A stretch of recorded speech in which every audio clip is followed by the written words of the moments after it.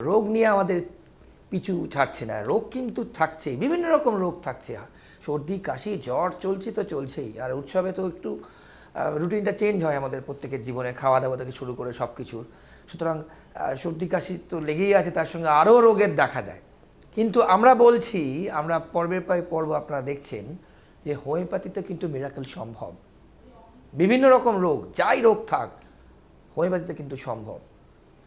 When there is no pathy, for that there is doctor Prakash Mallick, তাদের জন্য কিন্তু সবসময় আছেন। আপনারা পর্বের পর পর্ব দেখছেন, আমার বাঁদিকে বসে আছেন প্রখ্যাত হোমিওপ্যাথি চিকিৎসক ডক্টর প্রকাশ মল্লিক। প্রকাশ দা, আপনাকে আজকের পর্বে স্বাগত। আমরা পর্বের পর পর্ব কিন্তু বিভিন্ন রকমভাবে অনেক রোগ নিয়ে কথা বলেছি। আজকে আমরা একটা জটিল রোগ নিয়ে কথা বলবো, শুরু করবো প্রথম থেকে, তারপর আরও লাংয়ের সমস্যা থাকছে, পলিউশন নিয়ে সমস্যা থাকছে, এবং ভ্যাকসিনেশনের কি ব্যাড এফেক্টস হতে পারে সেটা, এবং স্কিন, আমাদের ত্বক, এটা নিয়ে থাকছে। খুব গুরুত্বপূর্ণ পর্ব, দেখবেন। প্রকাশ, জটিল রোগ কাকে বলে? জটিল রোগ হচ্ছে সেটাই যেটা সহজে সারে না। ক্যান্সার, হাঁপানি, যৌনরোগ, চর্মরোগ, হৃদরোগ, কিডনি রোগ। আরেকটা ব্যাপার হচ্ছে যে দেখবেন যে কমে যাচ্ছে কিন্তু পুরোপুরি ভালো হচ্ছে, হারমোনি অফ দি লাইফটা হচ্ছে না। কমে গেছে, কাশি হচ্ছে, কমে গেছে কিন্তু ভালো হচ্ছে না। তাতে অনেক সময় রক্ত উঠছে, টিবি, এইগুলোও কিন্তু কারণ হতে পারে। এবং বন্ধ্যাত্বও একটা জটিল রোগ বলা যেতে পারে। তা আর হচ্ছে যে কোনো একটি বিশেষ সিজনে সেটা হয়, কিন্তু যেমন কারো চর্মরোগ হয়তো বর্ষাকালে বেড়ে যাচ্ছে, হাঁপানি বর্ষাকালে বেড়ে যাচ্ছে, কারো শীতকালে, কারো আবার গরমকালের ঘামে বেড়ে যাচ্ছে। এটাকেই কিন্তু আমরা জটিল রোগ বলতে পারি। মানে যে রোগ হয়ে গিয়ে আবার বারবার ফিরে আসতে পারে, সেগুলোকে বলছেন। ওকে, আমরা একটু ক্যান্সারের দিকে যদি যাই, আমরা যদিও ক্যান্সার নিয়ে পর্ব করেছি, হোমিওপ্যাথির চিকিৎসা কতটা কার্যকর ক্যান্সার, এবং কোন স্টেজে বিশেষ করে যদি পেশেন্ট আসে আপনি অনেক ট্রিটমেন্ট আসলে ক্যান্সার নিয়ে আমার বই বেরিয়েছে। আমি প্রায় দীর্ঘ 39 বছর ধরে ক্যান্সারের ট্রিটমেন্ট করে চলেছি। এবং আমি এই প্রসঙ্গে একটা গল্প বলি। আমি যে হোমিওপ্যাথি ডাক্তার হয়েছি তার কারণ কিন্তু একটি জটিল রোগ, সেটা হচ্ছে ব্রেন টিউমার। আমার ভাইয়ের আজ থেকে 40 বছর আগে তার ব্রেন টিউমার হয়েছিল, এবং তখন আমার বাবা প্রায় সর্বশান্ত হয়ে যাওয়ার 5-6 লাখ টাকা খরচা হয়েছে। আজ থেকে 50 বছর আগে 5-6 লাখ টাকা একটা সাধারণ মানুষের পক্ষে খুব কষ্টকর। তখন আমার বাবা আমাকে বলেছিল যে তোমাকে হোমিওপ্যাথি পড়তে হবে, কারণ সাধারণ মানুষ তারা কিন্তু বেশি ওই অর্থনৈতিক কারণে ভেঙে পড়বে, এবং হোমিওপ্যাথি পারে এইসব জটিল রোগের চিকিৎসা করতে। এবং আমি সত্যি কথা বলতে হোমিওপ্যাথি ডাক্তার হতে যাইনি, তার সামাজিক সম্মান ছিল না বলে। কিন্তু আমার জন্ম যেহেতু বীরসিংহ গ্রামে, বিদ্যাসাগরের হোমিওপ্যাথি চর্চা আমাকে কিন্তু এই হোমিওপ্যাথি ডাক্তার হতে সাহায্য করেছে। পরবর্তী ক্ষেত্রে রবীন্দ্রনাথ ঠাকুরের হোমিওপ্যাথি চর্চা, শরৎচন্দ্রের হোমিওপ্যাথি চর্চা, আমি এই জায়গায় এসেছি। অতএব আমি আজকে যে কথাটা বলতে চাইছি, ব্রেন টিউমারের মতো জটিল রোগও কিন্তু আমরা চিকিৎসা করতে পারি। আমার কাছে এমন পেশেন্ট এসছে, ব্রেন টিউমার হয়েছে, অপারেশন করেছে, অপারেশন করার পর বায়োপসি করেছে, বায়োপসি করার পরে তার কিন্তু ক্যান্সার ধরা পড়েছে। সেই পেশেন্টকেও আমি 9 বছর বাঁচিয়ে রাখতে পেরেছি। তাই ক্যান্সার, এবং ক্যান্সারের যত রকম স্টেজ আছে, সেটা ব্রেন ক্যান্সার হতে পারে, লাং ক্যান্সার হতে পারে, breast cancer is a common, uterus cancer, prostate cancer, lung cancer, blood cancer and prostate cancer also. এবং সব ক্যান্সারগুলো ট্রিটমেন্ট করি। কিন্তু আমার জীবনে 39 বছর প্র্যাকটিস করে মনে হয়েছে অ্যাকচুয়ালি লাং ক্যান্সার আর ব্লাড ক্যান্সার খুব ডেঞ্জারাস। আমার বাংলাদেশের অনেক পেশেন্ট আসে, তাদেরকে আমি কিন্তু রক্ত দেওয়াটা অনেক কমিয়ে দিতে পেরেছি, পুরোপুরি ভালো করতে পারি। আর লাং ক্যান্সারের পেশেন্টকে আমি তো একটা প্রায় ভালো করে ফেলেছি। কিন্তু এই লাং ক্যান্সারের পেশেন্ট কিন্তু সিগারেট খাওয়াটা কমাতে পারে না, এবং সেই জন্যে তার ভালো করা যায়নি। এবং এই জন্যে আমি বলবো, যারা সিগারেট খান তারা বি কনসাস অ্যাবাউট ক্যান্সার। ক্যান্সারের কিন্তু মোস্ট অফ দি কজ হচ্ছে ধূমপান, এবং যাদের লিভারের ক্যান্সার হয় তাদের ক্ষেত্রে মদ্যপান একটা ফ্যাক্টর, সিরোসিস অফ লিভার হয়, সেটা ওয়ান কাইন্ড অফ ক্যান্সার। এবং আমি পেনিস ক্যান্সারের ট্রিটমেন্ট করে 100% সাকসেস হয়েছি উইদিন 6 মান্থ। সেটা ভাবাই যায় না। Amazing, within 6 months. 6 মান্থ। এবং সে পেশেন্ট এখনও স্টিল টুডে আমার কাছে আছে, আমার প্রতি খুব অবলাইজড। এবং যাই হোক, দ্য ক্যান্সারের চিকিৎসা কিন্তু হোমিওপ্যাথি করা যায়। আর যে কথাটা আমি বলতে চাই ক্যান্সারের প্রসঙ্গে, যাদের, এবং ওয়ার্ল্ড হেলথ অর্গানাইজেশন বলেছে আগামী দিনে প্রত্যেক বাড়িতে ক্যান্সার হবে, বিশেষ করে ভারত, শ্রীলঙ্কা এবং বাংলাদেশ। এবং ব্রেস্ট ক্যান্সার কিন্তু, এবং ব্রেস্ট ক্যান্সারের ক্ষেত্রে বলবো যে সেলফ এক্সামিনেশন বেস্ট করবেন। যদি লাম্প ধরা পড়ে, সেই লাম্পটা যদি আপনি ডাক্তারের কাছে যান, হোমিওপ্যাথি ডাক্তারের কাছে গেলে ওই লাম্প অবস্থাতেই শেষ হবে, ক্যান্সার পর্যন্ত আর যেতে পারবে না। আরেকটা ব্যাপার হচ্ছে, যে কথাটা বলা খুব জরুরি, যেটা বলছি যে আপনাদের যে যাদের ক্যান্সার হয়েছে, যাদের বাড়িতে ফ্যামিলি হিস্ট্রিতে, তাদের কিন্তু ক্যান্সার হওয়ার সম্ভাবনা আছে জেনেটিক্যাল কারণে। সেক্ষেত্রে হোমিওপ্যাথি ধাতুগত যদি চিকিৎসা করা যায়, তাহলে কিন্তু তার 20-30% ক্যান্সারকে প্রতিহত করে দেওয়া যায়। এটাই কিন্তু great message to the people, এটা বলা যায়। একদম। আমরা যদিও ক্যান্সার নিয়ে স্পেসিফিক পর্ব করেছি, আপনারা দেখেছেন। এবার যদি আমরা পলিউশনের ক্ষেত্রে আসি, খুব খুব গুরুত্বপূর্ণ, মন দিয়ে শুনবেন। পলিউশন যত দিন যাচ্ছে আমাদের কলকাতা শহর কিন্তু কনজেস্টেড হচ্ছে প্রকাশটা, এবং বিভিন্ন রকম লাংয়ের সমস্যা হচ্ছে। কারোর COPD chronic obstructive pulmonary disease, আপনারা জানেন প্রত্যেকে। তার সঙ্গে অ্যাজমা খুব common, asthma is a very common disease now. তার সঙ্গে অ্যালার্জিক রাইনাইটিস, অ্যালার্জি হয়, হাঁচি কাশি, এর কি চিকিৎসা প্রকাশ? একদম হোমিওপ্যাথি চিকিৎসা আছে। আপনি যেটা বললেন পলিউশন একটা ওয়ান অফ দি কজ। আর পলিউশন শুধু কলকাতা বা শুধু মানে কসমোপলিটন সিটিতে নয়, গ্রামেও চলে গেছে। কীরকম?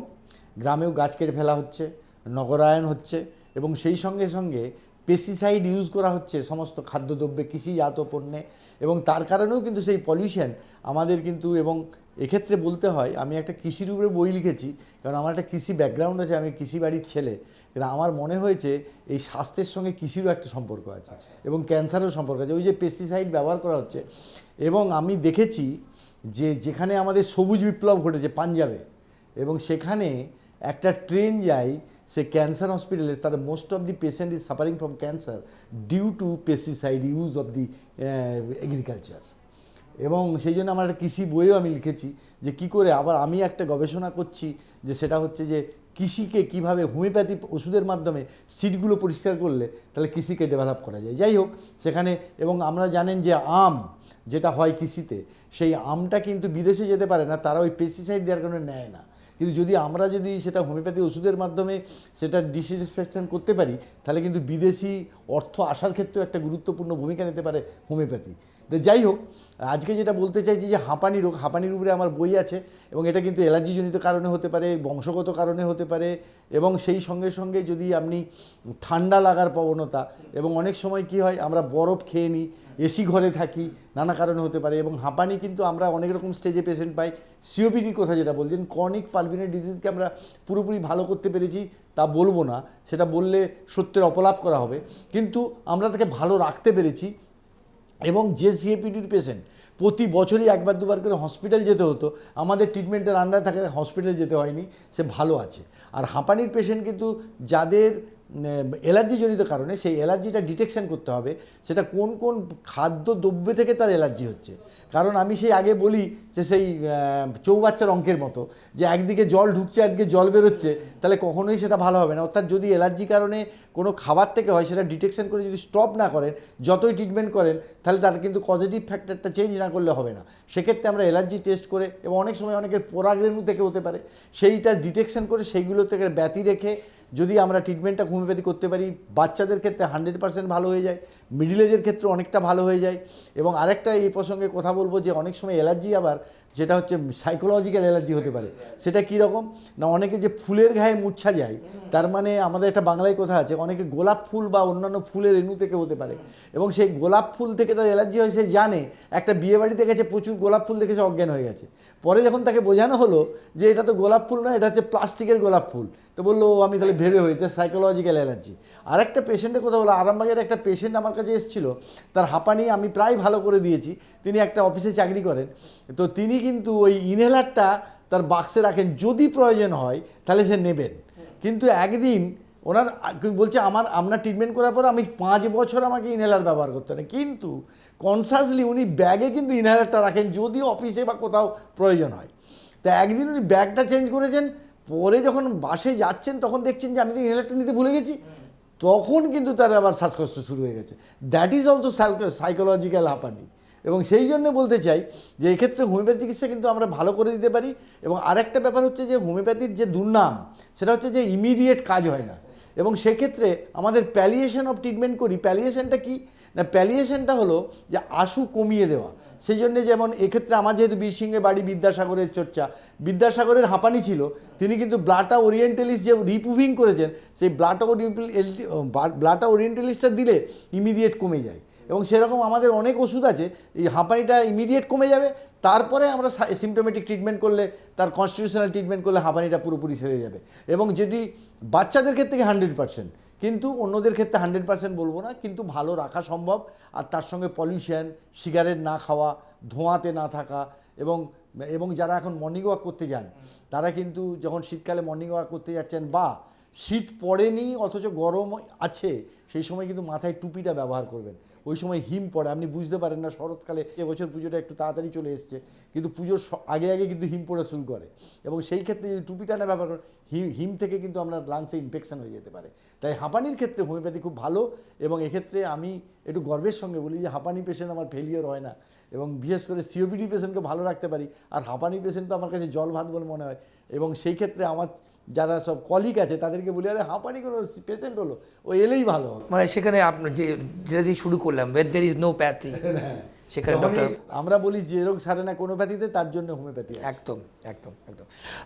আমি একটা প্রশ্ন করবো আপনাকে ডক্টর মল্লিক, সেটা হলো হাঁপানি, যেটা আপনি বললেন সিওপিডি হাঁপানি, এটা কি বংশগত, হেরিডিটি? কিছু কিছু কিছু বংশগত, কিন্তু কিছু ক্ষেত্রে বংশগত, আর কিছু ক্ষেত্রে হেরিডিটি আর পলিউশনজনিত কারণে। এটা তো আর পলিউশনটা একটা ওয়ান অফ দি কজ। মানে homeopathy is miracle is possible in lung disease, এটা হচ্ছে বড় এবং নট অনলি দ্যাট, এই যে এখন যে করোনা হওয়ার পর লাংস কিন্তু আমরা অনেক পেশেন্ট পাচ্ছি যে তার কিন্তু লাংসটা অনেকটা উইক হয়ে গেছে, সেক্ষেত্রেও কিন্তু আমরা ভালো করতে পারি। আর লাংসে যে খাসি হচ্ছে সেটা ডিটেকশন করতে অনেক সময় টিবির কারণে হতে পারে, এবং অনেক সময় টিবি বা এই লাংস ডিজিজের আরেকটা ডিজিজ হচ্ছে যে লাংসের যে কাভারিং তাকে বলে পুরা, ওখানে জল জমে যায়, এবং আমাদের কাছে অনেক পেশেন্ট আছে অনেক সময় ফ্লুইড বলে, হ্যাঁ ওটা পুরুষই, এবং তাকে অনেক সময় বের করলে আবার জমে, কিন্তু আমাদের সাকসেসফুল ট্রিটমেন্টে তাকে আর বের করতে হয়। কেন জমে, কেন জমে? ওইখানে ব্যাকটেরিয়াল ইনফেকশন হয়, এবং এই যে ভ্যাকসিন নিয়েছেন, কোনো খাদ্য খেয়েছেন, ঠান্ডা আবহাওয়াতে গেছেন, হাই অল্টিটিউডে থেকেছেন, তারপরে এসি ব্যবহার করেছেন বা ঠান্ডা জল খেয়েছেন, এবং সেই সব কারণে, এবং যারা এয়ার কুলার ব্যবহার করে that is very dangerous. Air cooler মানে এয়ার কন্ডিশন, এয়ার কন্ডিশন থেকে এয়ার কুলার ডেঞ্জারাস। তার মধ্যে জল দিয়ে দেওয়া, জলটা অ্যাবজর্ব করে, সেক্ষেত্রে আপনার বডি যদি না নিতে পারে সেক্ষেত্রে কিন্তু জল জমার সম্ভাবনা। এবং এক্ষেত্রে আমাদের সাকসেসফুল রেজাল্ট হচ্ছে যে তার পুরুষিটা কিন্তু আর জল বের করতে হয়নি, নর্মাল লাইফ ডিল করতে পারছে। খুব ইম্পর্টেন্ট, না হলে তো সাকশন করে খুব সম্ভব জল বের বারবার, এবং বারবার আবার করতে গেলেও ইনফেকশন হয়ে যায়, that is very dangerous also. Okay, অনেক অনেক গুরুত্বপূর্ণ তথ্য। এবার স্কিনের দিকে আসি, চর্মরোগের ক্ষেত্রে সোরিয়াসিস কি? What is psoriasis? সোরাসিস হচ্ছে একটা অটোইমিউন ডিজিজ, এবং সোরাসিসের আমার একটা চর্মরোগের বই আছে, এতে ডিটেলসে লেখা আছে। এটা যেমন আমাদের চর্মরোগের কিন্তু যত রকমের ট্রিটমেন্ট হয়, এটা কিন্তু 5টা সংস্করণ হয়েছে, এবং সারা পৃথিবীর যত বাঙালি আছে এই বইটা পড়ে। 5টা সংস্করণ, একটা হোমিওপ্যাথি বই 5টা সংস্করণ, এটা খুব not a matter of joke. এবং সেই জন্যই বলতে চাই যে চর্মরোগ কিন্তু বিরক্তিকর, চর্মরোগে মানুষ মরে না, তো কিন্তু চর্মরোগ এত বিরক্তিকর। আর সোরাসিস ওয়ান অফ দি বিরক্তিকর এই কারণেই, সোরাসিস কিন্তু ভালো হয় না, এটা অটোইমিউন ডিজিজ। আমরাও ভালো করতে পেরেছি বলবো না, কিন্তু অনেক সময় এলোপ্যাথি স্টেরয়েড দেওয়ার পরে তার সাইড এফেক্ট হয়ে যাওয়ার কারণে পেশেন্ট এসে কিন্তু আমাদের কাছে 95% ভালো আছে, এবং ইভিন কানাডা থেকে পর্যন্ত পেশেন্ট পায়। একদম ভদ্রলোক থেকে অনেকের বিয়ে হতে চায় না, এবং এটা কি হয়, আমাদের নর্মালি আমাদের বডিতে যে স্কিন আছে সেই স্কিনটা কিন্তু নর্মালি ট্রান্সমিটেড হয়, কিন্তু আবার নতুন করে তৈরি হয়ে যায়। কিন্তু যদি এটা না হয় তখন গুঁড়ো গুঁড়ো বেরোতে থাকে, এবং সে আঁশের মতো উঠতে থাকে, দ্যাট ইজ এ সোরাসিস। এবং সোরিয়াসিসটা কিন্তু আমাদের কাছে অনেক ভালো থাকে, এবং এক্ষেত্রে প্রোটিনের খাবার খেতে হয়, এইগুলো করতে। এবং সোরাসিস চর্মরোগের ক্ষেত্রে যেটা বললেন, আরেকটা ব্যাপার হচ্ছে সেতি অলসো ক্রিটিক্যাল ডিজিজ, এবং সেটি কিন্তু আমরা পুরোপুরি আমি ভালো করতে পারিনি। আমি 5 থেকে 10 জন পেশেন্টকে 100% ভালো করতে পেরেছি, বাকি পেশেন্টকে কিন্তু 95% ভালো রাখতে পেরেছি। এবং ত্রিপুরা থেকে একটি পেশেন্ট এসেছিল, এবং বললে আপনার অবাক হবেন, সেই মেয়েটি ভেবেছে তার সেতি হয়েছে বলে, সেটি কিন্তু সংক্রামক নয়, এটা কিন্তু বায়ু যাবে। কারো সেতি রোগীর সঙ্গে যদি আপনি ঘষাঘষি করেন তাহলেও কিন্তু এটা হবে না। তা সত্ত্বেও সামাজিক কারণে আমরা কিন্তু সেতি রোগীকে অবহেলা করি, এবং অনেক সময় বিয়ের ক্ষেত্রে এটা প্রবলেম হয়, এবং সেক্ষেত্রে ওই মেয়েটি বিয়ে হবে না বলে গোলায় দড়ি নিতে গেছিলো। তা আমার ত্রিপুরার যে একটি পত্রিকায় আমার ওই সেতি রোগের হোমিওপ্যাথি চিকিৎসা নিয়ে লেখা বেরিয়েছিল বলে সেই মেয়েটি এসেছিল, পরবর্তীকালে সে 100% ভালো হয়েছে। তার মা আমার প্রতি এত হাইলি অবলাইজ, বলে স্যার যদি আবার কখনো হয়, তাকে কলকাতায় বিয়ে দিয়েছে। আর আমার জীবনে এই সেতি রোগকে কেন্দ্র করে আমার জীবনের একটা উত্তরণ ঘটে গেছে। সেটা কি না, মোহিনীমোহন গঙ্গোপাধ্যায়, তিনি হচ্ছেন গ্রাম বাংলার একজন কবি, এবং তাকে সবাই চেনেন গ্রাম বাংলার কবি হিসাবে। এবং তিনি তিউকি বলে একটি পত্রিকা পুরুলিয়া থেকে বের করতেন, মণিহারা একটা প্রত্যন্ত গ্রাম। তো আমি যখন গ্রামে ছিলাম তখন আমার মনে হলো যে আমার জীবন কি কোনো মানে থাকবে না, আমার অস্তিত্বের সংকট দেখা দিল। তখন আমি ভাবলাম তাহলে আমি যে পৃথিবীতে এসেছিলাম কেউ কি আমাকে চিনবে না? আমি একটা বই লিখেছিলাম এবং তখন আমার মনে হয়েছিল আমার লেখা তো কেউ বড় পত্রিকা ছাপবে না, তো ছোট পত্রিকাগুলো লেখা পাঠাবো। তখন কেতকী পত্রিকায় আমি একটি লেখা পাঠালাম সেতিরোগের হোমিওপ্যাথি চিকিৎসা। তখন উনি একটা চিঠি দিলেন যে ডাক্তারবাবু, আমাদের এটা তো সাহিত্য পত্রিকা, এই পত্রিকায় তো কোনো ডাক্তারি লেখা ছাপা হয় না বা উচিত না, সেই জন্য আমরা লেখাটা ছাপতে পারছি না। তা আমি ওখানে একটা পোস্টকার্ডে চিঠি দিলাম যে আপনি কিছু মনে করবেন না, আপনার সঙ্গে তো আমার কোনো পরিচয় নেই, তবে সাহিত্য আমি খুব একটা বুঝি না, কিন্তু আমি যতটুকু আমার মাধ্যমিক লেভেলের পড়াশোনা, সাহিত্য মানে মানুষের কল্যাণ, তাই যদি মানুষের কল্যাণ হয় এই লেখাটা পরীক্ষামূলকভাবে একবার ছেপে দেখুন না, যে যদি কোনো কল্যাণ হয় তারপরে নাই ছাপবেন, পরবর্তীকালে আর ছাপবেন না। তো তিনি আমাকে 3 মাস পরে একটা চিঠি দিচ্ছেন, আমার লেখাটা বেরিয়েছে, বলে ডাক্তারবাবু আপনার লেখাটি পড়ে একটি মানুষের জীবনের চাকরি রক্ষা হয়ে গেছে। কীরকম? বলছে ওইটা একটা প্রত্যন্ত গ্রামে ওনার এক কলিগ, উনি প্রাইমারি স্কুলের শিক্ষক ছিলেন, সেই কলিকের সেতি হয়েছিল, গ্রামের লোক ভাবে সেতি মানে কুষ্ঠ হয়েছে এবং ভাবে অন্য লোকের হয়ে যাবে, সেই কারণে সেই মাস্টারমশাইয়ের স্কুল যাওয়া বন্ধ করে দিয়েছে। কিন্তু আমার ওই লেখাটাতে ছিল যে সেতি সংক্রামক নহে, এটা কোনোভাবে ছড়াবে না, ওই লেখাটার ভিত্তিতে গ্রাম্য সালিসি করে তাকে স্কুল যাওয়ার অধিকার দিয়েছে। তা এই যে লেখার যে একটা বিরাট গুরুত্বপূর্ণ ভূমিকা আছে, সেটা আমাকে পরবর্তীকালে আজকে যে আমার লেখক প্রকাশ মল্লিক তৈরি করেছে, সেটা কিন্তু ওই কেতকী পত্রিকার সৌজন্যে বলা যায়। তাই সংক্ষেপে নেব প্রকাশদা, অনেকে চুল ওঠে, এটা কি স্কিনের প্রবলেম? অবশ্যই স্কিনের প্রবলেম, তবে এক্ষেত্রে তার হেরিডিটারি প্রবলেম থাকে এবং পুরুষের কিন্তু এটা একটা আমাদের, যেমন তিমি মাছ কিন্তু আগে থলজ প্রাণী ছিল এবং তার চুল উঠে গিয়ে কিন্তু, এবং আমাদের পুরুষদের কিন্তু চুল ওঠে ডিউ টু হরমোন, কিন্তু পুরুষের চুলটাকে কিন্তু টেস্টোস্টেরন হরমোন, কিন্তু পুরুষের চুল উঠে গেলে সেটাকে পুরোপুরি ঠিক করা মুশকিল। আর যাদের হেরিডিটারি তাদের তো ভালোই হবে না, এবং যেমন আমার হেরিডিটারি, এবং অনেকে আমাকে বলে বিদ্যাসাগরী টাক, সেটা অন্য প্রসঙ্গ। আরেকটা ব্যাপার হচ্ছে যে যদি পেটের প্রবলেম থাকে তাহলে কিন্তু হতে পারে, কিন্তু মহিলাদের ক্ষেত্রে আমরা কিন্তু চুলের ক্ষেত্রে সাকসেসফুল, এবং আমি অনেক মহিলার চুলের ব্যাপারে ভালো করতে পেরেছি। এ প্রসঙ্গে গল্প বলি, প্রেসিডেন্সি কলেজের, আমার তো চেম্বারটা প্রেসিডেন্সি কলেজের কাছে, এবং সেই প্রেসিডেন্সি কলেজের কাছে একটি মেয়ে এসেছিলো, তার চুলের সমস্যা নিয়ে ভালো হয়, তার তোর বান্ধবীদের ডেকেছে, তখন আমি যখন ঢুকছি তারা হাসছে, তো বলে তুই কার কাছে চিকিৎসা করেছিস, যার চুলই নেই সে চুলের চিকিৎসা করবে? তখন আমি হাসিটা দেখে যখন আমার চেম্বারে এলো, আমি বললাম তোমরা হাসছিলে আমার চুল নেই বলে? বলে হ্যাঁ স্যার। আমি বললাম যে আসলে দিন যে দিনের বন্ধু, আমার চুল নেই বলেই আমি তোমার চুলের ট্রিটমেন্ট করতে পারবো। যে শিক্ষক ফার্স্ট হয়নি তার কাছে পড়ে তো ফার্স্ট হয়, সেটা কিন্তু বুঝতে হবে। তাই অনেক সময় আমার চুল নেই বলে ভাববেন না যে আমি চুলের ট্রিটমেন্ট করতে পারি না। যাই হোক, চুলের ট্রিটমেন্টও হোমিওপ্যাথিতে সম্ভব, এবং সেই চিকিৎসাটা কিন্তু কারণটা বুঝতে হবে, পেট থেকে হচ্ছে, হরমোন থেকে হচ্ছে, মানে ডায়াগনোসিসটা প্রপার হতে হবে, প্রপার হতে হবে, খুব ইম্পর্টেন্ট। ওকে, আমরা পরে যাব ব্যাড এফেক্ট অফ ভ্যাকসিনেশন। আমরা কিন্তু ভ্যাকসিন নিই আমরা প্রত্যেকে, যে এই ভ্যাকসিন নিলে রোগ হবে না, সে একদম ছোট থেকে, বাচ্চা থেকে একদম বয়স্ক মানুষ পর্যন্ত। ব্যাড এফেক্ট বলতে কি প্রকাশ? ব্যাড এফেক্ট বলতে এই যে দেখবেন যে করোনার পরেও কিন্তু ব্যাড এফেক্ট দেখা দিয়েছে, নিয়ে অনেক পেপারে, পত্রপত্রিকায়। ফ্রান্সের একটি পত্রিকা, এই যে আপনি আজকে বর্তমান যুগে আমরা তো বিজ্ঞানকে নিয়েছি কাছে, সেই জন্যে এই, এবং এই যে vaccine, it is also the homeopathy principal. কেন না, জেনার আবিষ্কার করেছিলেন যে বসন্ত রোগের মানে জামকে ইঞ্জেকশন করে দিলে বডিতে ইমিউনিটি তৈরি হবে, তাহলে রোগটা হবে না। কিন্তু আমরা যদি সবাইকে ইঞ্জেকশন করে দিই, বডি আর নিজের ইমিউনিটি তৈরি করতে পারবে না। এ প্রসঙ্গে একটা উদাহরণ দেওয়া যেতে পারে, সেটা হচ্ছে যে পোলট্রির মুরগি। পোলট্রির মুরগিকে সব ওষুধ দিয়ে দেওয়া হয়, অ্যান্টিবায়োটিক দিয়ে দেওয়া হয়, সে কিন্তু মাংসটা ভালো দেয় কিন্তু চলতে পারে না। দেশি মুরগি পারে, এবং ওই জন্য গ্রামের ছেলেরা যত বেশি ট্যালেন্টেড হয় বা যত বেশি শক্তিশালী হয়, শহরের ছেলেরা হতে পারে না। এবং সেই জন্যে সবসময় ভ্যাকসিন কিন্তু সবসময় প্রয়োজনীয় নয়। আর ব্যাড এফেক্ট অফ ভ্যাকসিন, আমাদের একটা থুজা বলে মেডিসিন আছে, আজ থেকে 250 বছর আগে হোমিওপ্যাথি যে রিসার্চ করেছে যারা, তারা এই শব্দটা লিখেছে যে ব্যাড এফেক্ট অফ ভ্যাকসিনেশন। এই ভ্যাকসিনেশন কিন্তু এই করোনার পরে আমরা সেই ওষুধটা দিয়ে প্রচুর পেশেন্টকে তার লাংস কন্ডিশন থেকে তার নর্মাল হেলথকেও কিন্তু ভালো করতে পেরেছি।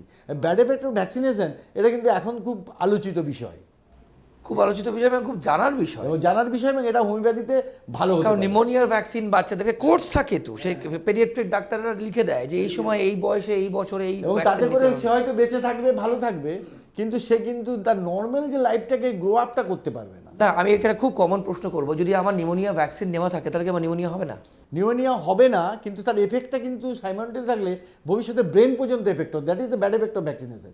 নিউমোনিয়া হচ্ছে না, যেমন আপনি একটা পাইপকে যদি জোর করে রাখেন তাহলে সেই জোর করে বাঁধে সে যে কোনো দিকে কিন্তু বাস্ট করতে পারে, সেরকম হয়তো নিউমোনিয়াটা হলো না, কিন্তু ব্রেনে আপনার হয়তো ম্যানেঞ্জাইটিস এফেক্ট হয়ে গেল, এবং সেটাই তো ডেঞ্জারাস। মানে একটা হচ্ছে না, একটা ভরের নিত্যতা সূত্রের মতো সেটা কিন্তু একটাকে বাদ থেকে দিয়ে আরেকটা রোগ তৈরি হয়ে যাচ্ছে, যেটা কিন্তু সাইড এফেক্ট বা ব্যাড এফেক্ট, যেটা আজকে পৃথিবীতে এলোপ্যাথি পয়েন্ট অফ ভিউ এটা ডেঞ্জারাস, যাকে বলে সুপারবাগ। এবং একজন ওয়ার্ল্ড হেলথ অর্গানাইজেশন ডিরেক্টর বলছেন আগামী দিনে ক্যান্সারের থেকে বেশি রোগ মারা যাবে এই ড্রাগ রেজিস্ট্যান্সে। ড্রাগ রেজিস্ট্যান্ট মানে মাল্টি ড্রাগ রেজিস্ট্যান্ট, খুব গুরুত্বপূর্ণ। বাচ্চাদের অটিজম বলে কিন্তু একটা খুব রোগ আছে, যেটা নিয়ে অনেকেই কিন্তু বিব্রত। অটিজম কি? অটিজম হচ্ছে বাচ্চা যখন জন্মাচ্ছে সে আই কন্ট্যাক্ট করতে পারবে না, আই কন্ট্যাক্ট করতে পারবে না, এবং সে কারো অন্যান্যর সঙ্গে খেলতে চাইবে না, সে একা থাকতে চাইবে। এবং এখন আমরা প্রচুর পেশেন্ট পাই, এবং যে পেশেন্টগুলো পাই তারা একদম নিমান্স থেকে ব্যাঙ্গালোর থেকে ফিরে এসে তাদের হয় না। আমাদের কাছে কিন্তু আমরা পুরোপুরি ভালো করতে পারি না, তাতে পার্সেন্টেজ অফ কন্ডিশনটা ভালো করতে পেরেছি, এবং আমি একটি বাচ্চাকে একদম নর্মাল করতে পেরেছি।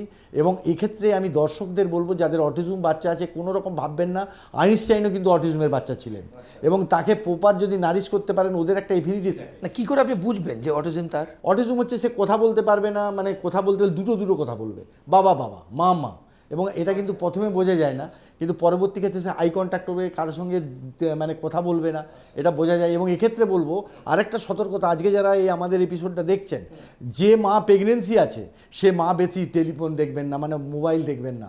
ওই মাইক্রো রেজোনেন্স ওই বডিতে গিয়ে তার বাচ্চাকে কিন্তু অটিজম তৈরি করতে পারে, এবং সেই জন্য এটা কিন্তু কনসাস নিতে হবে। এবং আমার খুব দুঃখ হয়, এবং দুটো ব্যাপারে আমি কনসাস করার চেষ্টা করি আমাদের ওয়ার্ল্ড ফেডারেশন হোমিওপ্যাথির তরফ থেকে। অটিজম বাচ্চার জন্য মোবাইল ফোনটা কম ব্যবহার করবেন, ভালো থাকবেন, খাওয়া দাওয়া ভালো করবেন, এক্সারসাইজ করবেন, ডাক্তারের পরামর্শ নিয়ে চলবেন। আরেকটা ব্যাপারে থ্যালাসিমিয়া, এই যাদের মহিলাদের যারা বিয়ে করতে যাচ্ছেন পাত্রপাত্রী, তাদের থ্যালাসিমিয়া টেস্ট করবেন। আমার কাছে প্রচুর থ্যালাসিমিয়া পেশেন্ট আছে। Thalassaemia patient also critical disease, এটা কেউ ভালো করতে পারে না, আমরাও ভালো করতে পারি না, কিন্তু আমার কাছে 150 পেশেন্ট আছে তাদের রক্ত দেওয়ার প্রবণতা কমাতে পারে। থ্যালাসেমিয়ার ক্ষেত্রে কি আরবিসি ভেঙে যায়? এবং সেটা কিন্তু কনজেনিটাল ওয়েতে, এবং সেক্ষেত্রে বারবার রক্ত দিতে হয়, রক্ত দেওয়াটাও তার থেকে ইনফেকশন হতে পারে। আমরা রক্ত দেওয়ার প্রবণতাটা কমিয়ে দিতে পেরেছি। এক্ষেত্রে বলবো যারা পাত্রপাত্রী তারা কিন্তু থ্যালাসেমিয়া টেস্ট করে বিয়ে করবেন। যদি দুজনই যদি মানে কেরিয়ার হন তাহলে বিয়ে করলেও বাচ্চা নেওয়ার ক্ষেত্রে ডাক্তারবাবুর পরামর্শ যারা নেবেন না। আর যদি একজন হলে কোনো অসুবিধা নেই। আমি আসলে এই যে থ্যালাসেমিয়া পেশেন্ট পেয়েছি, একটা পেশেন্ট পেয়েছিলাম তাকে 6-এ পেয়েছিলাম, সে এখন এমএসসি পড়ছে। তাকে দেখে আমার কাছে এখন 150-60টার মতো পেশেন্ট আছে থ্যালাসেমিয়া, তাদেরকে ভালো করতে পেরেছি। কিন্তু আমি চাই যে থ্যালাসেমিয়া মুক্ত পৃথিবী, সেই জন্য আপনাদেরকে কনসাল্ট এইসব যে আমরা যে প্রচার করছি এটা ভাববেন না, এটা কিন্তু সুস্থ বিশ্বকে তৈরি করার জন্য। তাই আমরা জানি রোগ আরোগ্যের থেকে রোগ প্রতিরোধ শ্রেয়, সেই দৃষ্টিকোণ থেকে এই এপিসোড যদি আপনাদের কাজে লাগে তাহলে আমরা সার্থক বলে মনে করি। একদমই তাই, একদমই তাই। কারণ মানুষ বিব্রত হয়ে যায়, দিশারা হয়ে যায় যখন কী করবে। আচ্ছা, পরে যাবো যেটা খুব ইম্পর্টেন্ট অর্গান আমাদের কিডনি। আমরা অনেক সময় অনেক কিডনির প্রবলেম হলে ডায়ালিসিস অটোমেটিক্যালি যে নামটা চলে আসে, যে ট্রিটমেন্টটা চলে আসে। প্রকাশ, প্রথমে বলবো কিডনি সংক্রান্ত কোনো সমস্যা আপনি ডিটেক্ট করবেন কী করে? কিডনি অ্যাকচুয়ালি আমাদের কাছে এই যে আমি একটা বই লিখেছি, কারণ আমি ইদানিং প্রচুরকে পেশেন্ট পাই, এবং প্রথম দিকে যখন ট্রিটমেন্ট করি তখন তারা ভাবছিল যে হোমিওপ্যাথি কিডনি ট্রিটমেন্ট হয়, আর কিডনি কি করে বুঝবেন খারাপ। আপনি যে যদি কুমোটে পেচ্ছাপ করেন, যদি ফেনাটা ফ্লাশ করার পরে না যায় তাহলে আপনার কিডনির প্রবলেম তৈরি হচ্ছে। আপনার কিডনিতে পেচ্ছাপে আরেকবার বলুন, খুব গুরুত্বপূর্ণ। মানে যখন আপনি কুমোটে পেচ্ছাপ করছেন, ফেনা হয়, ফ্লাশ করলেন চলে গেল, কিন্তু একবার ফ্লাশ করলে গেল না, তাহলে আপনার কিডনির প্রবলেম শুরু হচ্ছে। খুব ইম্পর্টেন্ট তথ্য। এবং ঘটনা হচ্ছে অনেক সময় কোমরে ব্যথা, কিন্তু কোমরে ব্যথা মানেই সব ক্ষেত্রেই যে কিডনি নয়, কিন্তু যখন কনস্ট্যান্ট ব্যথা হচ্ছে, যদি আপনি এক্সরে করে কিছু পাচ্ছেন না, তখন কিন্তু কিডনিটা আমাদের পেছনে থাকে, সেই জন্য কিডনি ডিজিজ তৈরি হতে পারে। পেচ্ছাপে জ্বালা থাকলে হতে পারে, পোস্টেটের জন্যও জ্বালা থাকতে পারে, কিন্তু পোস্টেট হলে আমরা পিএসএ বা যদি সোনোগ্রাফি করে নিই তাহলে দেখতে পাবো, আর সোনোগ্রাফি করলেও দেখতে পাবো। আমার কাছে যে পেশেন্ট আছে তাদেরকে আমাকে ডিটেকশন করতে হয় না, তারা কিন্তু ডিটেকশন করেই আসে। আর ডায়ালিসিস হচ্ছে মানে অ্যাকচুয়ালি ট্রিটমেন্ট, কিন্তু ডায়ালিসিস কিন্তু ট্রিটমেন্ট নয়, ইট ইজ এ ম্যানেজমেন্ট। আসলে আমাদের কিডনি যে ম্যানেজমেন্ট, কারণ কিডনিতে যে জিনিসটা বের করতে পারে না, ডায়ালিসিস করে সেটা বের করে দেওয়া হয়। আর একটা কিডনির ডিজিজ হওয়ার লক্ষণ পা ফোলা, অন্য কারণে যদি পা ফোলাটা যদি কনস্ট্যান্ট হয়, পেচ্ছাপটা যদি রয়ে যায়, তাহলে কিন্তু কিডনি ডিজিজ। এবং আমাদের কাছে এরকম পেশেন্ট আছে যারা প্রথমে এসছে তাদের ক্রিয়েটিন লেভেল বেড়ে গেছে, এবং ক্রিয়েটিন লেভেল বেড়ে গেলেই হিমোগ্লোবিনটা কমে যায়, এবং হিমোগ্লোবিনটা কমে গেলে ক্রিয়েটিনটা বেড়ে যায়। ক্রিয়েটিনাইন কি কোনো পার্টিকুলার প্রোটিন? প্রোটিন, এবং সেটা কিডনিকে ডেভেলপ করে, কিডনিকে কন্ট্রোল করে, এবং সেটা বেড়ে গেলে আর ওই প্রোগ্রামটা করতে পারে না, এবং তখন ওই যে আমাদের ওয়েস্ট প্রোডাক্টটা বেরোতে পারে না, তাই ইনফেকশনটা সারা বডিতে চলে যায়, এবং তখন পেশেন্টটা মারা যায় এবং কিডনি ফেলিওর হয়ে যায়, এবং তখন পেশেন্টটা মারা। আমরা কিডনি ফেলিওরে যেমন করি, এবং কিডনির আরেকটা রোগ হচ্ছে কিডনি স্টোন। এটা কিন্তু হোমিওপ্যাথি একবারে সাকসেসফুল রেট, শুধু প্রকাশ মল্লিক নয়, যে কোনো হোমিওপ্যাথি ডাক্তারের সাকসেসফুল রেট। কি করে আপনি বুঝবেন আপনার স্টোন আছে? কিডনি স্টোন আছে, তার ব্যথা হবে, অনেক সময় যদি খুব আর্লি স্টেজে হয় তার রক্ত পড়বে, রক্ত কিন্তু স্টোনের জন্য হতে পারে, রক্ত কিন্তু কিডনি ক্যান্সার হলেও হতে পারে, এবং সেটা কিন্তু ডিটেকশন করতে হবে যে কি হয়েছে, এবং অনেক সময় ওখানে পলিপ থাকে, সেই জন্য আমরা কেইউবি কিডনি ইউরেটার ব্লাডার একটা এক্স রে করে নিলে বোঝা যাবে, এবং আমরা ক্যান্সার মার্কার করতে পারি যদি প্রয়োজনে। এবং এক্ষেত্রে কিডনি স্টোন এবং কিডনি সিস্ট এবং কিডনি যে তার ক্রিয়েটিন বেড়ে যাচ্ছে, হিমোগ্লোবিন কমে যাচ্ছে, এবং কালকেই আমি একটা পেশেন্ট পেয়েছি যার আমাদের কাছে ট্রিটমেন্ট করে তার ক্রিয়েটিন লেভেল নর্মাল হয়ে গেছে, হিমোগ্লোবিনটা। আর আসলে কী হয়, কিডনিতে একটা ইরিথ্রোপয়েটিন বলে একটা হরমোন থাকে যেটা ব্লাড তৈরি করতে সাহায্য করে, এবং সেই হরমোনটা ডিসব্যালেন্স হয়ে গেলে ব্লাডটা তৈরি হয় না। আর ব্লাড তৈরি না হলে গাড়িতে যদি তেল না থাকলে গাড়ির যে অবস্থা হয়, বডির তাই অবস্থা। না, অনেক সময় প্রকাশ দা বারবার কিন্তু ইউরিন করতে হয়, অনেকের আছে, সেটা কিডনির কিডনি, সেটা ডায়াবেটিস থেকে শুরু হলো, পরবর্তীকালে যদি ডায়াবেটিস আনকন্ট্রোল হয়ে যায় তাই কিডনি এফেক্ট হয়ে যাবে। এবং আরেকটা কিডনি, এবং ডায়াবেটিস থেকে আরেকটা যে রোগ হয় সেটা ডায়াবেটিক রেটিনোপ্যাথি, যদি আনকন্ট্রোল হয় তাহলে চোখটা ড্যামেজ হয়ে যায়, এবং সে পেশেন্টকেও কিন্তু আমরা ভালো রাখতে পারি। ডায়াবেটিস ভালো রেখে ডায়াবেটিক রেটিনোপ্যাথি পেশেন্টকেও কিন্তু হোমিওপ্যাথির মাধ্যমে চিকিৎসা করা যায়। চোখের রোগের হোমিওপ্যাথি চিকিৎসার উপরে আমার একটা বই আছে। অনেক কিছু জানার, অনেক কিছু আপনি বললেন, কিডনি নিয়ে আমরা পরে একটা পর্ব করব। আচ্ছা, এবার আমরা যে টিউমার সংক্রান্ত, মানে সময় কম, টিউমার নিয়ে কিন্তু আমরা কোনো জায়গায় স্পেলিং হলে কিন্তু আমরা মনে হয় যে টিউমার হয়েছে, এবং টিউমার নামটা শুনলেই আমরা প্রত্যেকে কিন্তু একটু ভয় পেয়ে যাই। টিউমারটা কি? সব টিউমার কি ক্যান্সার? মাত্র হোমিওপ্যাথিতেই ভালো হয়, এবং সেটা সার্জেনের ছুরি ছাড়া সব জায়গায় টিউমার। হ্যাঁ, এবং সেটা ইউট্রাসে হতে পারে, বেস্টে হতে পারে, ব্রেনে হতে পারে, এবং উইদাউট এনি নাইফ সেটা ভালো হতে পারে। এবং যদি ভালো হয় তাহলে কিন্তু সেই ট্রিটমেন্টটা আর করতে হবে না। কিন্তু আমার কাছে ব্রেন টিউমার এবং অন্যান্য টিউমারের পেশেন্ট আছে, মানে ব্রেস্ট ক্যান্সারের পেশেন্ট, টিউমারের পেশেন্ট, তারা অপারেশন করেছে যখন ক্লাস 6-এ পড়ে, 12-এ পড়ে আবার হয়েছে, তারপরে অপারেশন না করে আমাদের কাছে বারবার হতে পারে। সেক্ষেত্রে হোমিওপ্যাথি চিকিৎসা করলে টিউমারের যত রকমের ট্রিটমেন্ট হোমিওপ্যাথিতে সম্ভব। টিউমার হয় কেন? টিউমার হয় আসলে ওখানে কোনো কারণে ন্যাচারাল আনন্যাচারাল আমাদের সেল কিন্তু প্রতিদিন ভাঙছে, এবং ভাঙছে কিন্তু আবার নতুন করে রিপ্লেসমেন্ট হয়ে যাচ্ছে। কিন্তু যখন সেই রিপ্লেসমেন্টটা ওখানে কি ডিউ টু সাম কজ বা ইনফেকশন, ওটা কিন্তু অ্যাকুমুলেশন হয়ে যাচ্ছে, তখন এটা জমে যাচ্ছে, এবং সেটা বেনাইন হতে পারে, ম্যালিগনেন্ট হতে। বেনাইন হলে এটা কোনো প্রবলেম নয়, কিন্তু ম্যালিগনেন্ট হলে দ্যাট ইজ এ ক্যান্সার, এবং টিউমার ম্যালিগনেন্ট হয়। কিন্তু এক্ষেত্রে আমার একটা অভিজ্ঞতা হচ্ছে, আমরা এতদিন জানতাম বেনাইন হলে কোনো সমস্যা নেই। সম্প্রতি আমার কাছে দিল্লি থেকে একটা পেশেন্ট এসছে, 5 বছর আগে তার ইউট্রাসের টিউমারটাকে বিনাইন বলেছিল একজন ক্যান্সার সব থেকে ভারতবর্ষের বিখ্যাত ডাক্তার, কিন্তু 5 বছর পরে এখন বলছে ম্যালিগনেন্ট হয়েছে, কিছু করার নেই, সে আমার কাছে এসছে। তো ব্যাপারটা হচ্ছে এই ধারণাটাও কিন্তু আমাদের এখন ডাক্তারদেরও বাধ্য হবে। All tumours are not cancer. না, ক্যান্সার, কিন্তু আবার যে বিনাইন মানেই যে ক্যান্সার যে হবে না, সেটাও কিন্তু ভাবতে হবে। তাই সেই জন্য টিউমার হলে অবশ্যই কনসাস হতে হবে, সে ব্যাপারে ট্রিটমেন্ট করতে হবে, পরীক্ষা নিরীক্ষা করতে হবে, এবং এফএনএসি বলে একটা টেস্ট আছে, সেই এফএনএসিটা করে দেখে নিতে হবে। এবং অনেক সময় টিউমার কিন্তু টিউবারকুলোসিসের জন্য হয়, বিশেষ করে গ্ল্যান্ড টিউমার, এবং আমাদের যে এখানে সব টিউমার হয় সেগুলোও কিন্তু অ্যাকচুয়ালি কজ অফ টিউমার, সেই টিউমারটাও কিন্তু ক্যান্সারের কারণ হতে পারে। কতদিন টিউমার চিকিৎসা করতে হবে, মানে সময় লাগে কতদিন? প্রথমের দিকে এলে 5 মাস 6 মাস করলেই হবে, আর দেরি করে হলে তো আপনার 1 বছর লাগতে পারে, 2 বছর। Without knife it can be treated. হ্যাঁ, ট্রিটমেন্ট, এবং সেই ট্রিটমেন্টটা হলে ভবিষ্যতে আর হবে না, এটাই হচ্ছে সব থেকে plus point in homeopathy treatment. প্রকাশদা, অনেক ধন্যবাদ। আজকে অনেক কিছু নিয়ে আমরা কথা বললাম। আপনারা দেখলেন আমরা কিন্তু পর্বের পর পর্ব আপনাদের সামনে নিয়ে আসছি, এবং রোগের সঙ্গে লড়তে হবে, এবং রোগকে ধ্বংস করতে হবে, রোগকে শেষ করতে হবে, এটাই হলো সব থেকে বড় কথা। এবং where there is no pathy for that, doctor Prakash Mallick, প্রখ্যাত হোমিওপ্যাথিক চিকিৎসক, সবসময় কিন্তু আছেন, এবং বিভিন্ন জায়গায় তিনি বিভিন্ন অ্যাওয়ার্ড পেয়েছেন, এবং তার ট্রিটমেন্ট নিয়ে বিভিন্নভাবে পর্ব আমরা আপনাদের সামনে নিয়ে আসছি, যেটা আপনাদের জন্য জানা দরকার এবং জানানো দরকার, খুব দরকার। এভাবে পর্ব চলতে থাকবে, আর অন্যান্য সব খবরের জন্য দেখতে থাকুন ট্রে টিভি বাংলার পর্দা। ভালো থাকবেন।